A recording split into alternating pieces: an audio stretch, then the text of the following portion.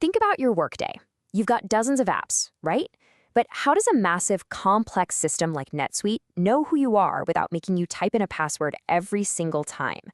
Well, the answer is a kind of secure digital handshake called Single Sign-On, or SSO. And today, we're going to pull back the curtain and break down exactly how that handshake works.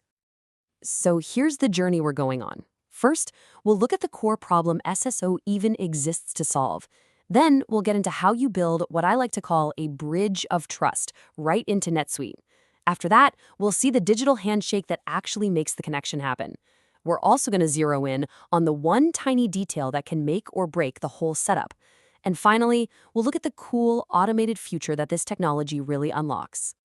Now, the tech that makes all this magic happen is called SAML. You can just think of it as a secure universal language that lets three key players talk to each other. First, there's you, the user. Then you've got your company's central login system. We call that the identity provider, or IDP. Think Microsoft or Okta.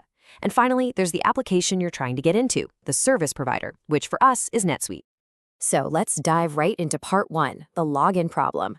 I mean, why are we going through all this trouble to build a bridge between systems anyway? The answer is something we have all felt, right? It's login fatigue. Juggling a dozen different passwords is not just annoying, it is a massive security risk for any company. Every single one of those passwords is a potential weak spot. SSO is designed to solve both issues, the annoyance and the risk, with one single secure key to the kingdom. Okay, so that leads us perfectly into our second act, building the bridge of trust. Before we can connect NetSuite to anything else, we have to pour the right foundation inside of NetSuite itself. And you can really think of this in three big steps. First, an administrator has to go in and flick the switch to turn the SSO feature on. Second, they have to decide exactly which users and which roles get to use this new bridge. And third, they have to get ready to swap some very important digital information with that identity provider. And when you get down to it, the process is super specific. An admin doesn't just click one button. They have to first enable the main feature, and then, and this is super important, they have to assign two totally separate permissions. One lets a normal user log in using SSO, and a completely different one lets an administrator actually configure the SSO settings. That separation is a really crucial security measure. And make no mistake, this is a big deal. NetSuite's own documentation has this pretty serious warning. When an admin checks that box, what they're really doing is formally delegating trust. They are telling NetSuite, hey, from now on, it's okay to let people in if this other system vouches for them. This fundamentally shifts a piece of your security responsibility over to that identity provider. All right, with NetSuite prepped and ready, it's time for part three, the metadata handshake. This is where the two systems get to formally introduce themselves to each other. First up, NetSuite. Our service provider offers up a special file or a URL.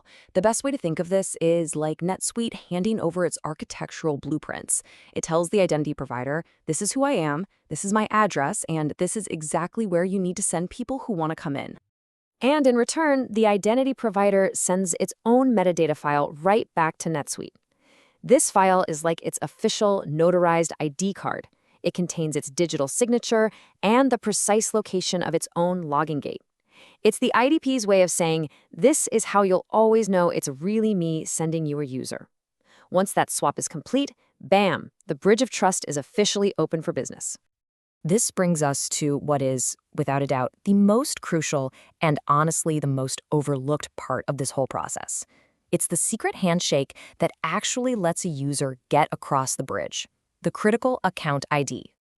So whenever you try to log in, the identity provider sends a little package of information over to NetSuite. We call this a SAML assertion. The best way to picture it is as a temporary digital passport. And just like a real passport, it has to have very specific info on it. We call these attributes for the border agent, in this case NetSuite, to actually accept it and let you in. Now, for NetSuite, two of these attributes on the passport are absolutely 100% non-negotiable.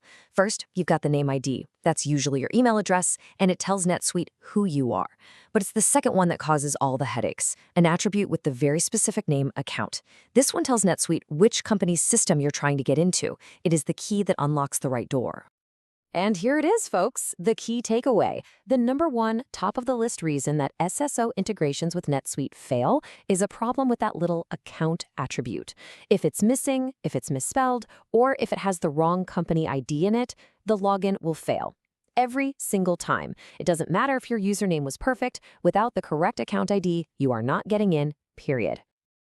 This is a perfect example of how different tools handle the same challenge. A provider like Okta, for example, knows this is a common trip-up, so they give you a dedicated, easy-to-use field for the NetSuite account ID. Simple. But with Microsoft Entra ID, the admin has to manually go in and create a custom attribute, name it exactly account, and then fill it with the right value. It's a small difference in the user interface that creates a huge difference in complexity. So let's say you've done it. You built the bridge, you nailed the secret handshake, and everything is working. So what? What's the big payoff? Well, that brings us to our final section, automation and the future. For your users, the payoff is just a seamless crossing. The bridge is built, it's solid, and now they can just go to their main company dashboard, click the NetSuite icon, and poof, they land right on their homepage. No second login screen, no second password to remember. It's just secure, efficient, and wonderfully simple. But the real magic, the true automation, goes way beyond just logging in. The next level up is a feature called just-in-time provisioning, or JIT for short. This is where SSO evolves from just being about authentication to being about automated user management. Think about what this means. With JIT, the very first time a new employee successfully authenticates to NetSuite, their account can be created for them automatically on the spot. This slashes the manual workload for admins. It also means you can automatically assign their roles in NetSuite based on what department or group they're in your main directory, which keeps everything perfectly in sync. So as you can see, connecting these systems is about way more than just convenience. It's a core part of modern IT strategy.